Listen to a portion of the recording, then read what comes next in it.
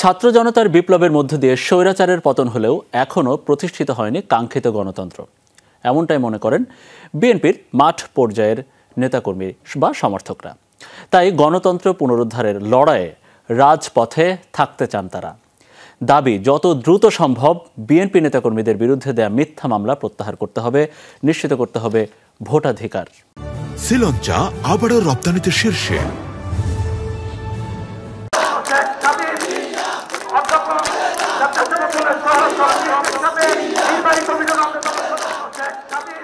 বদলে যাওয়া পরিস্থিতিতে প্রাণ ফিরেছে বিএনপি নেতাকর্মীদের মাঝে।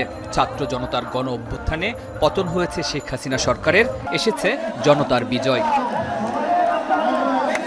কিন্তু প্রশ্ন হলো, পরিবর্তিত বাস্তবতায় কতটা পূরণ হয়েছে গণতন্ত্রের আকাঙ্ক্ষা?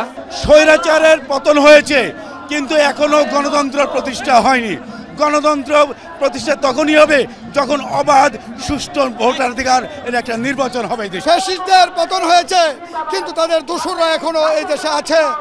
তাদেরকে ধরে আইনের আওতায় এনে তাদেরকে বিচার করার জন্য আহ্বান জানাবো। বিএনপির মাঠ পর্যায়ের নেতাকর্মীরা মনে করেন, আন্দোলনের সুফল তখনই সবার ঘরে পৌঁছবে যখন রাষ্ট্র পরিচালনায় জনমতের প্রতিফলন থাকবে। অবিলম্বে মিথ্যা ও রাজনৈতিক মামলা প্রত্যাহারের দাবি জানান তারা। আমরা আন্দোলন করেছি, সেই আন্দোলনে আমাদের বহু ভাইদেরকে হত্যা করা হয়েছে, গুম করা হয়েছে, লক্ষ লক্ষ নেতা কর্মীদের নামে মিথ্যা মামলা দিয়ে হয়রানি করা হয়েছে।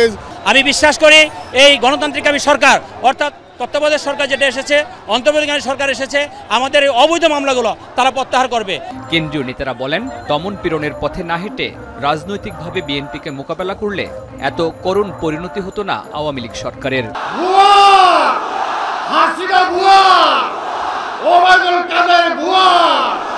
কোথায় বোরকা পরে পালায় গেছে খবর পাওয়া যাইতেছে না, তাদের দেখলে পুলিশ স্টেশনে ধরাই দিবেন। আওয়ামী লীগের নেতৃবৃন্দ গ্রেপ্তার হচ্ছেন এবং ফ্যাসিস্ট দলের সদস্য হিসেবে, চোরাকারবারি হিসেবে, মানি লন্ডারিংয়ের বাসা হিসেবে তারা মার খাচ্ছেন।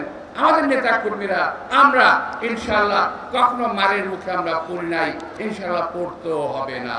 জনসভায় উপস্থিত নেতাকর্মীরা মনে করেন, ছোটখাটো স্বার্থের দ্বন্দ্ব আর বিভেদ ভুলে ঐক্যবদ্ধ থাকলেই অটুট থাকবে ছাত্র জনতার আন্দোলনের সুফল।